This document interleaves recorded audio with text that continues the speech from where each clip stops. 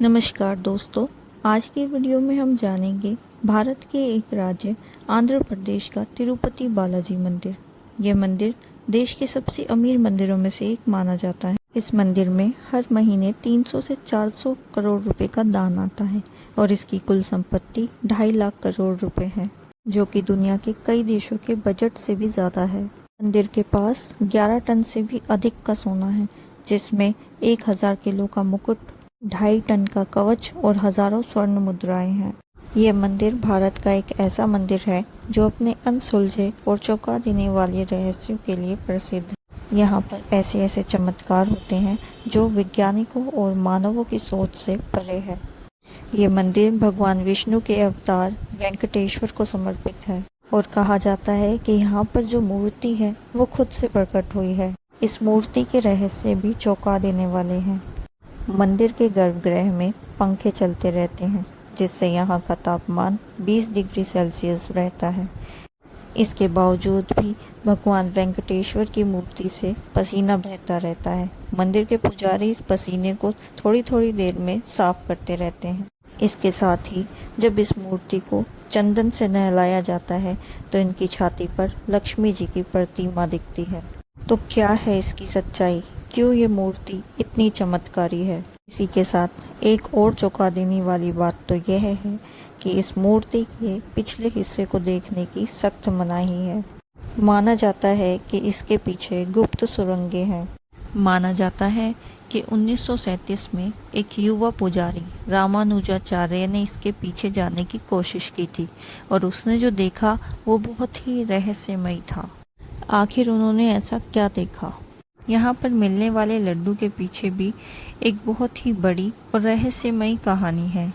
यहाँ पर हर दिन 3 से 5 लाख लड्डू बनते हैं और सारे लड्डू का वजन और स्वाद एक जैसा होता है। और इससे भी चौंका देने वाली बात तो यह है कि यहाँ पर बनने वाली हर चीज़ एक रहस्यमयी गांव से आती है, जो यहाँ से 25 किलोमीटर दूर है, लेकिन आज तक इस गांव में कोई भी नहीं जा पाया है। आखिर इसके पीछे का रहस्य क्या है? वेंकटेश्वर भगवान के आगे एक दीपक 1000 वर्षों से जल रहा है, वो भी बिना तेल और बाती के। आखिर ये कैसे संभव है और किसने इस दीपक को जलाया? जब मैं इस दीपक की सच्चाई आपको बताऊंगी तो आप सुनकर हैरान रह जाएंगे। आगे इस मंदिर में जाने पर एक रहस्यमयी प्रथा है, वह है केश दान करने की। इस मंदिर में हर दिन हजारों श्रद्धालु केश दान करते हैं। आखिर यहाँ पर केश दान करने की क्या रहस्यमयी कहानी है? इससे भी चौंका देने वाली बात तो यह है कि वेंकटेश्वर भगवान के जो बाल हैं वो असली हैं और 1000 साल पुराने हैं। ये बाल ना तो झड़ते हैं और ना ही उलझते हैं। क्या ये कोई विज्ञान है या कोई ऐसा चमत्कार है जो कोई नहीं जान सकता? अब सबसे मुख्य प्रश्न तो ये आता है कि मंदिर का निर्माण किसने और क्यों करवाया? यह सबसे मुख्य सवाल है जिसने इतिहासकारों को भी चौंका कर रख दिया। माना जाता है कि 1987 में ASI यानी आर्कियोलॉजिकल सर्वे ऑफ इंडिया के इतिहासकारों ने जब इस मंदिर की उम्र पता करने के लिए कार्बन रीडिंग करनी चाहिए तो अचानक उनके सारे उपकरणों ने काम करना बंद कर दिया। तो क्या ये मंदिर अपने रहस्यों को सुरक्षित रखने के लिए खुद को बचाता है? इसी के साथ इस मंदिर में की जाने वाली भविष्यवाणियां भी सभी को चौंकाती हैं, जो आज सच हो रही है। माना जाता है कि इस मंदिर में कई सारी ऐसी चीजें हैं जिन्हें आम लोगों से छुपाया जा रहा है। माना जाता है कि 2020 में नासा के एक प्रोजेक्ट गरुड़ के तहत तिरुपति पहाड़ियों का अध्ययन किया गया और उसमें जो पाया उसने नासा के वैज्ञानिकों को भी हैरान कर दिया, लेकिन इस रिपोर्ट को प्रकाशित करने से पहले ही बैन कर दिया गया। तो आखिर क्या था उस रिपोर्ट में साल 2035 को लेकर, जिसने सबको चौंका दिया? इस मंदिर के पास 11 टन से भी अधिक का सोना है, जिसमें भगवान वेंकटेश्वर को पहनाया गया मुकुट ही 1000 किलोग्राम का है। लेकिन रहस्यमयी है उनके मुकुट में लगी हुई कृष्ण मणि, जो कि कोहिनूर से भी महंगी है। आखिर क्या है इस कृष्ण मणि का रहस्य? क्या ये वही मणि है जिसका जिक्र विष्णु पुराण में किया गया है? इस मंदिर के और भी ऐसे रहस्य हैं जो आपकी सोच से परे हैं, लेकिन आज की इस डॉक्यूमेंट्री में हम आपके इन सारे सवालों के जवाब देंगे। लेकिन इससे पहले अगर आप चैनल पर नए हैं तो चैनल को सब्सक्राइब कीजिए ताकि आगे आने वाली वीडियोस आपसे मिस ना हो। तो चलिए अब चलते हैं तिरुपति बालाजी की रहस्यमयी जर्नी पर। कहा जाता है कि तिरुपति बालाजी मंदिर का निर्माण विजयनगर साम्राज्य के महान शासक कृष्णदेव राय ने करवाया था, लेकिन ये सच नहीं है। इस मंदिर में वेंकटेश्वर भगवान की मूर्ति कहाँ से आई और इस मंदिर का निर्माण किसने और कब करवाया था, ये जानने के लिए आपको एक पौराणिक कथा को समझना होगा। ये कथा के अंत तक आपको इस मंदिर की आधी कहानी अपने आप ही समझ में आ जाएगी। इस कथा को अंत तक ज़रूर सुने, ये आपको एक अलग ही दुनिया में ले जाएगी। इस कथा के अनुसार प्रलय के उस भयानक दौर की बात है जब समस्त पृथ्वी जलमग्न हो गई थी। पौराणिक कथाओं में वर्णित है कि पवन देव ने क्रोध में इतनी तेज प्रहार किया कि आसमान के बादल फट पड़े और ऐसा वर्षा का प्रकोप शुरू हुआ कि पूरी पृथ्वी जल में डूब गई। ऐसे में पूरी सृष्टि को संकट से उबारने के लिए भगवान विष्णु ने वराह अवतार लिया। उस विशाल वराह ने पूरी सृष्टि को अपने दांतों से खींचकर जल से बाहर निकाला और उसे पुनः स्थापित किया। इसके बाद पृथ्वी पर जीवन का निर्माण दोबारा से करने के लिए ब्रह्मा जी ने विष्णु जी से निवेदन किया कि वे यहीं पर रुक जाएं।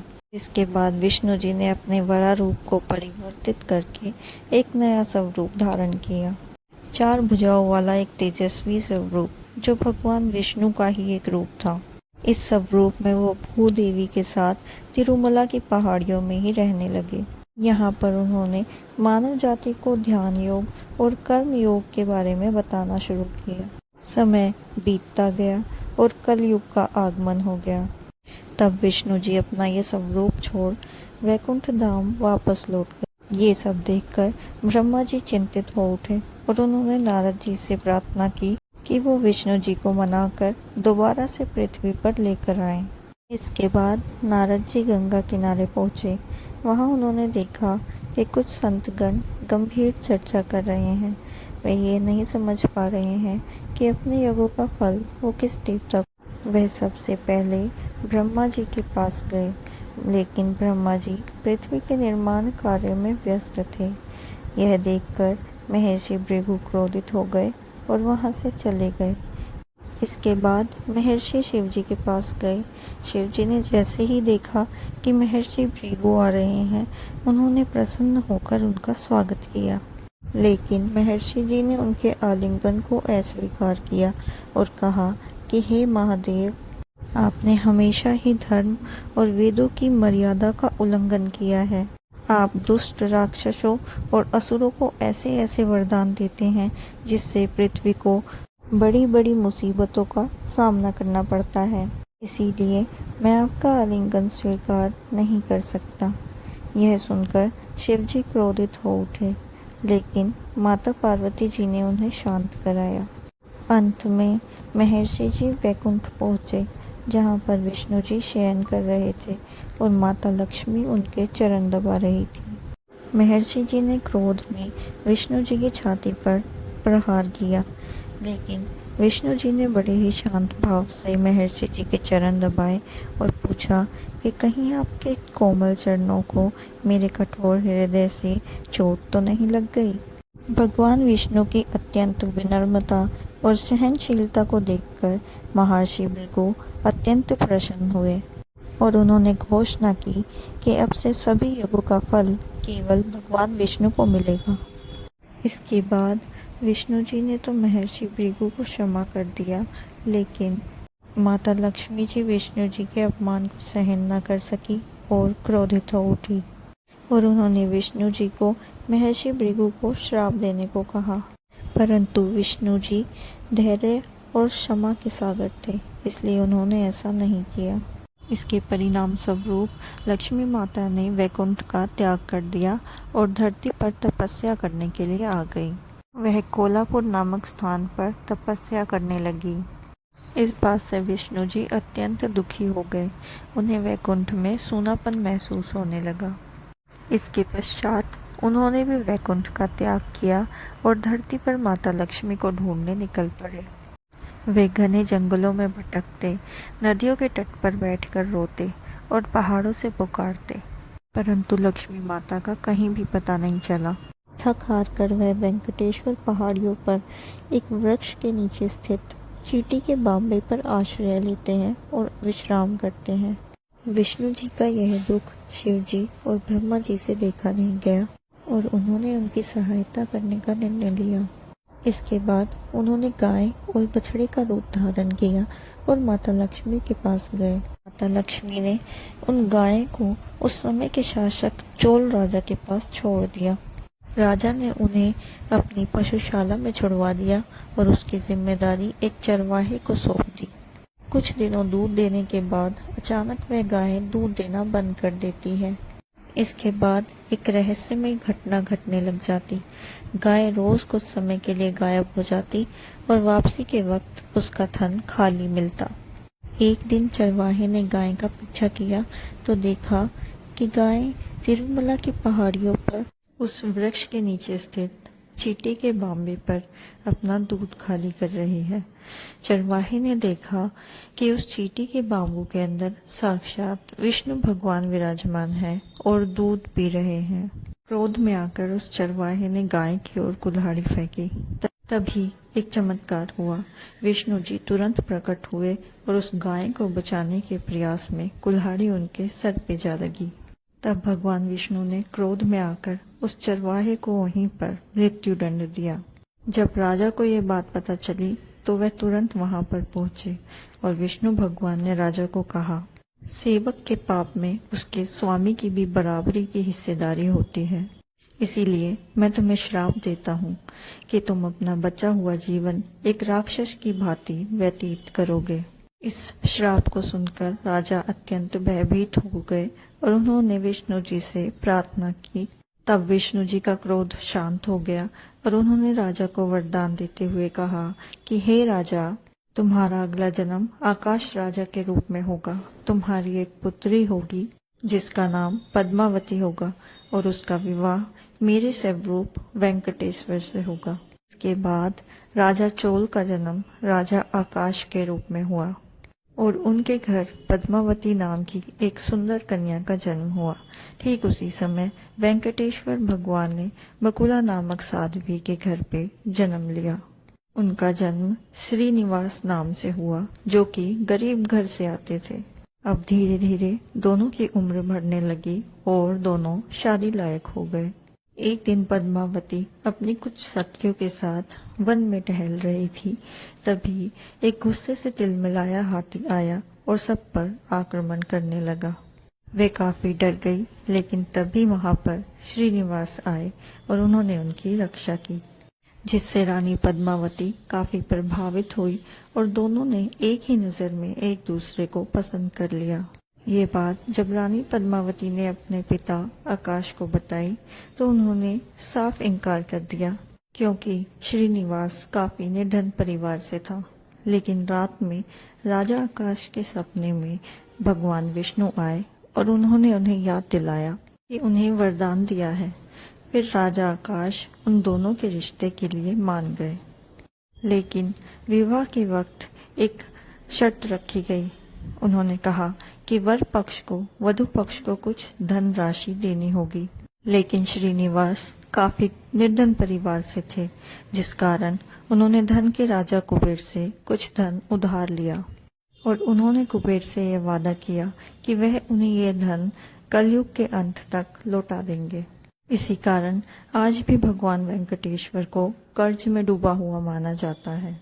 इसीलिए यहाँ पर आने वाले श्रद्धालु अपनी धनराशि का कुछ हिस्सा भगवान को दान करते हैं, ताकि इसके आगे जब पद्मावती और श्रीनिवास यानी विष्णु जी का विवाह हो जाता है, इस बात का पता जब लक्ष्मी जी को चलता है तो वह इस बात पर यकीन नहीं कर पाती कि उनके स्वामी ने किसी और कन्या से विवाह कर लिया है, जिसके बाद रानी पद्मावती और लक्ष्मी जी में विवाद हो जाता है। यह विवाद इतना बढ़ जाता है। इसके बाद श्रीनिवास ने खुद को मूर्ति में बदल लिया और यही मूर्ति तिरुपति बालाजी में वेंकटेश्वर भगवान के नाम से पूजी जाती है। माना जाता है कि अपने पति को मूर्ति में परिवर्तित हुआ देख रानी पद्मावती और लक्ष्मी जी को अपनी गलती का एहसास होता है और वह भी श्रीनिवास की मूर्ति में समाहित हो जाती है।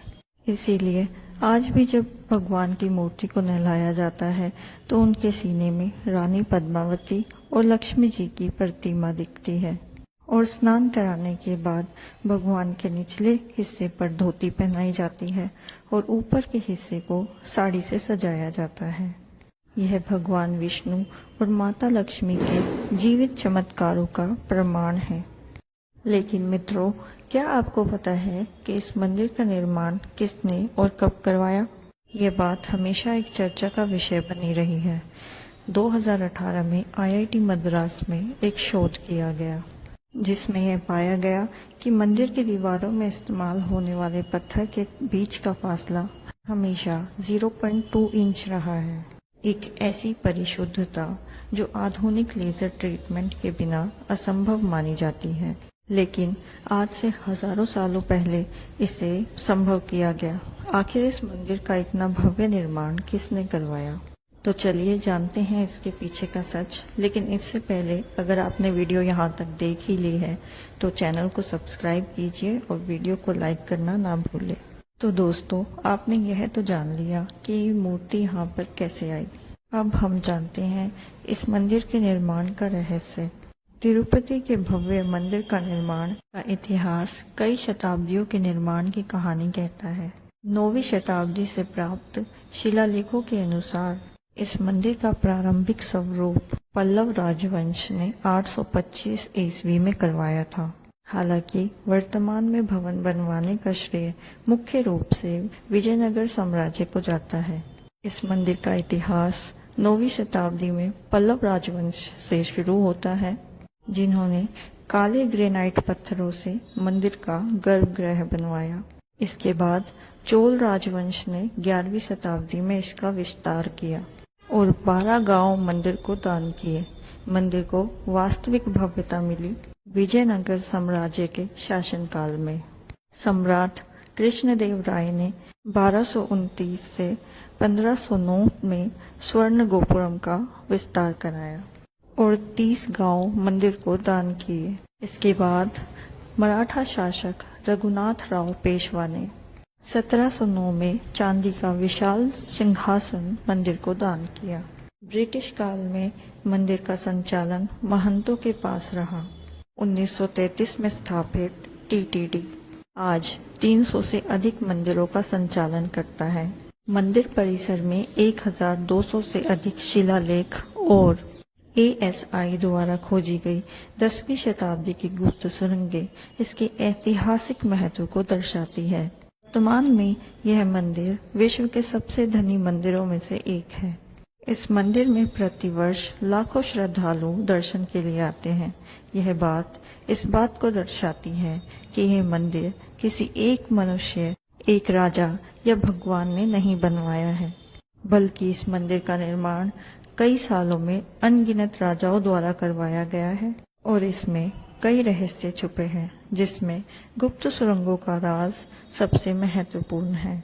माना जाता है कि यहाँ पर कुल 7 सुरंगें हैं, जिसमें ब्रह्मास्त्र सुरंग, स्वर्ण बंदर मार्ग और काला पानी सुरंग सबसे मुख्य है। लेकिन इनको जानने से पहले हम मंदिर के खजाने के बारे में जानते हैं। इस मंदिर के पास 2.5 लाख करोड़ की संपत्ति है, जिसमें कई सारी चीजें हैं और साल भर में मंदिर 2000 करोड़ रुपए तक खर्च करता है। आखिर मंदिर इतना पैसा कहाँ खर्च करता है और इतना खर्च करने के बावजूद भी मंदिर की इनकम कैसे 10 गुना तेजी से बढ़ रही है और यह पैसा कहाँ रखा गया है, इसकी सुरक्षा कौन करता है? तो चलिए जानते हैं ये सारी बातें। इस मंदिर की मासिक आय 300 से 400 करोड़ है कि इसकी सालाना कमाई 5000 करोड़ से भी ऊपर पहुंच जाती है। इस मंदिर के पास 11 टन से भी अधिक का सोना है, जिसमें 1000 किलो का मुकुट, 2.5 टन का सोने का कवच और अन्य स्वर्ण मुद्राएं हैं। 2022 में एक भक्त ने 2000 किलो सोना दान किया, जो कि एक ही दिन में किसी मंदिर को मिला सबसे बड़ा दान बन गया।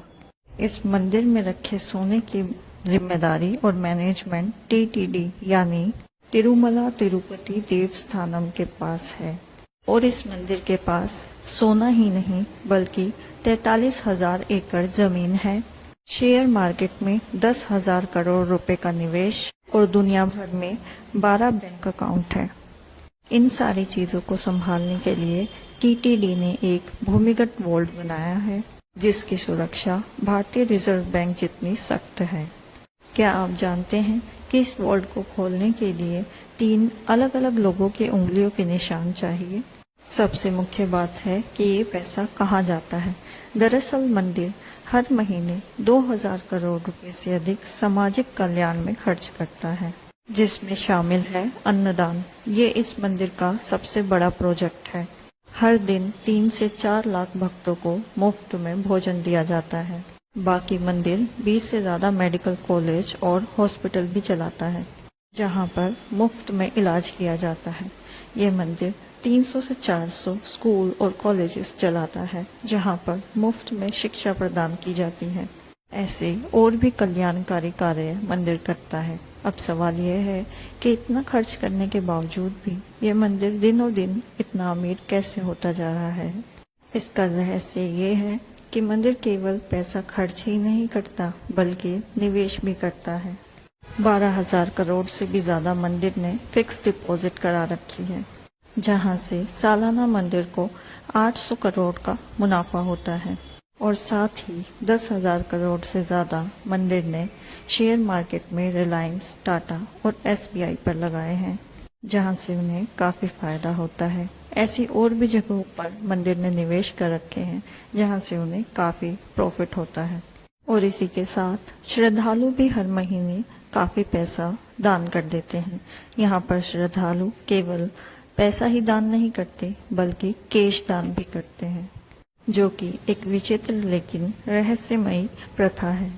आखिर यहाँ पर लोग केश दान क्यों करते हैं, चलिए जानते हैं इसकी सच्चाई।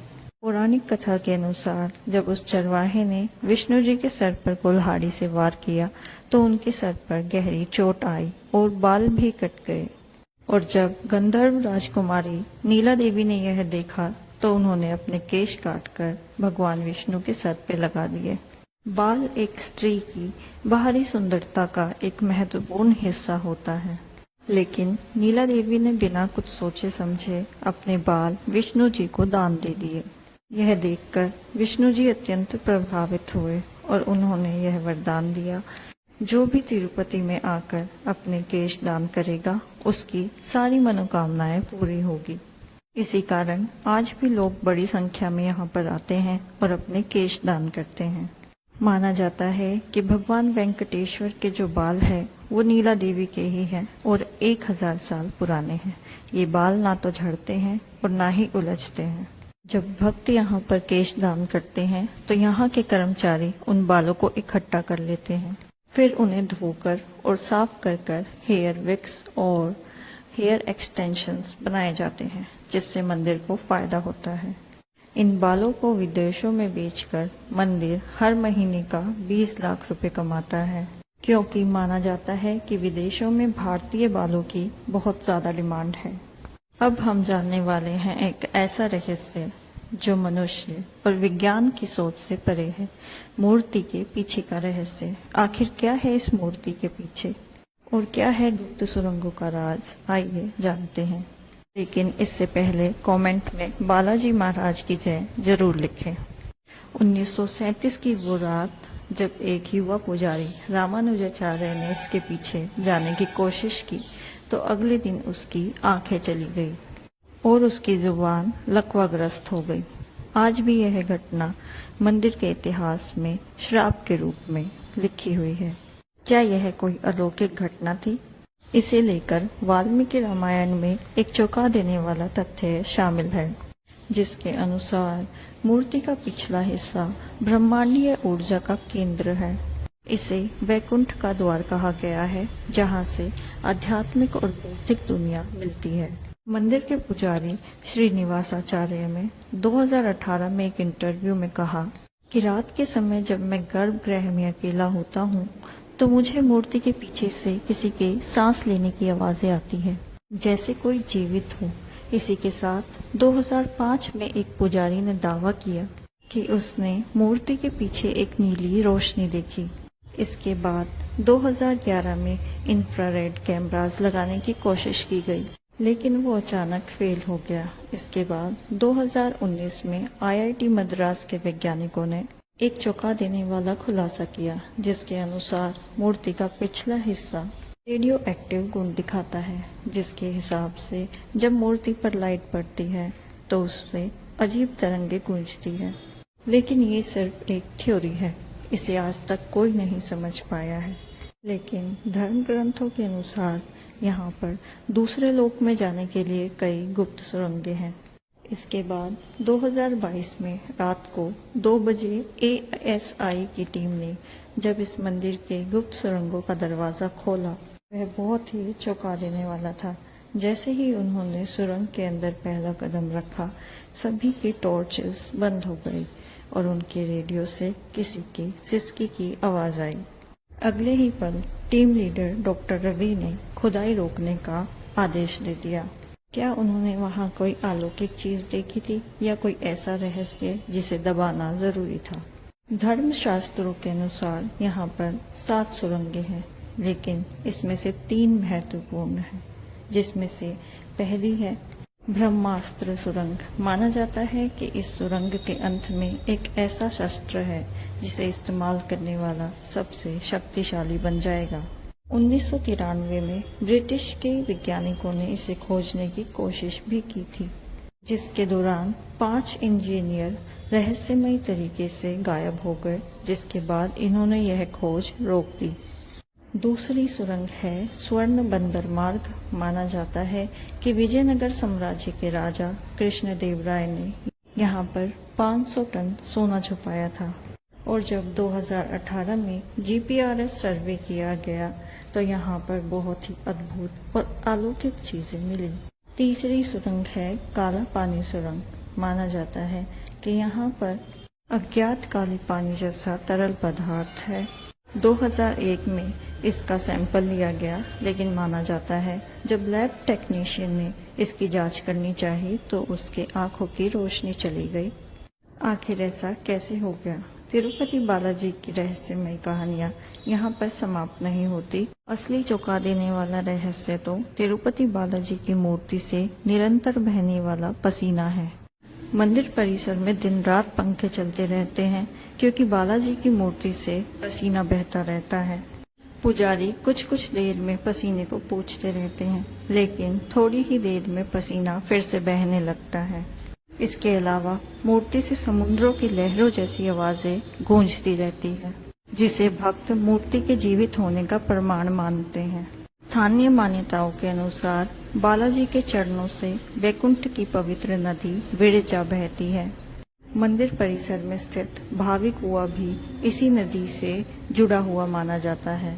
यही सब बातें भक्तों के विश्वास को और दृढ़ करते हैं कि भगवान यहाँ पर विराजमान हैं। तिरुपति बालाजी मंदिर को कलयुग का वैकुंठ माना जाता है।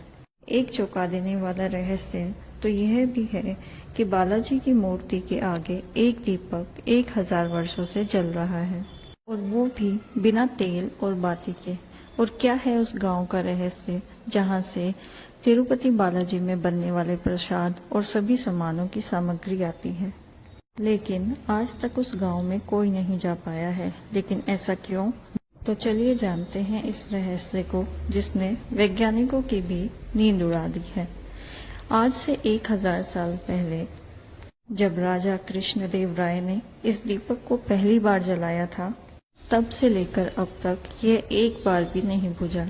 यह कोई मिथ नहीं है, यह TTD द्वारा शोध बुक में भी दर्ज है। 2017 में DRDO की एक टीम ने जब रिसर्च किया तो पाया कि यह दीपक एक अमृत तुल्य पदार्थ से जलता है, जो कि हिमालय की जड़ी बूटियों से बनाया जाता है, और इसकी बाती देवदार वृक्ष की छाल से बनी है, जो कि हजारों वर्ष तक नहीं जलती बल्कि धीरे धीरे रूपांतरित होती है। इसके साथ ही वैज्ञानिकों ने बताया कि गर्भगृह का वेंटिलेशन सिस्टम इतना परफेक्ट है कि उसकी हवा से दीपक नहीं बुझता। कहा जाता है कि इस मंदिर में चढ़ने वाली हर एक चीज़, चाहे वो फूल हो या भोग, एक रहस्यमयी गांव से आते हैं, लेकिन आज तक ना वहाँ कोई जा पाया है और ना ही किसी ने उस गांव का नाम सुना है। इस मंदिर की ऐसी कई सारी भविष्यवाणियां हैं जिसे नासा ने भी सच माना है। तो आखिर ऐसी कौन सी भविष्यवाणियां हैं जिसने नासा को भी हिलाकर रख दिया? लेकिन इससे पहले हम यहाँ पर बनने वाले प्रसाद के बारे में बात करेंगे, जो कि आज भी चर्चा का विषय है कि कैसे यहाँ पर बनने वाले प्रसाद का वजन और स्वाद हमेशा एक जैसा रहता है। तिरुपति बालाजी में बनने वाले प्रसाद की कहानी बहुत ही ज़्यादा अद्भुत है। कहा जाता है कि तिरुपति बालाजी में जब भगवान वेंकटेश्वर की मूर्ति स्थापित की जा रही थी, तब पुजारियों को समझ में नहीं आ रहा था कि भगवान को भोग में क्या अर्पित किया जाए। उसी समय एक बूढ़ी माँ लड्डू का थाल लेकर आई और उन्होंने कहा कि इस प्रसाद को प्रथम नैवेद्य के रूप में स्वीकार किया जाए। पुजारियों ने वह लड्डू भगवान को भोग चढ़ाया और बाद में प्रसाद के रूप में ग्रहण किए।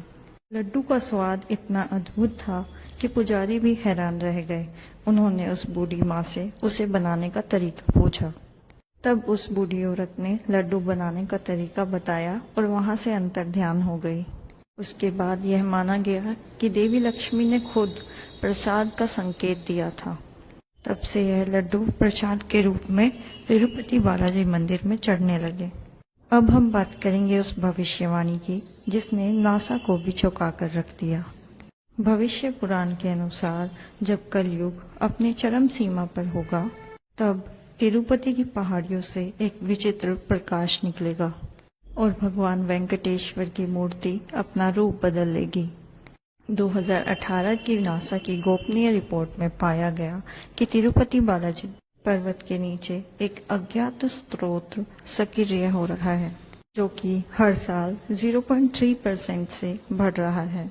वैज्ञानिकों का कहना है कि यदि यह इसी दर से बढ़ता रहा तो 2035 तक यहाँ विशाल तूफान उठ सकता है, जो कि काफी भयानक होगा। और सबसे चौंका देने वाली बात तो यह है कि पर्वत के नीचे एक विशाल गुफा है जिसमें एक जीवित स्रोत स्पंदित हो रहा है। क्या यह सब बातें कलयुग की ओर इशारा कर रही हैं? ऐसी और भी काफी सारी बातें हैं जो विज्ञान की सोच से परे है, लेकिन भक्त इसे भगवान की उपस्थिति का संकेत मानते हैं।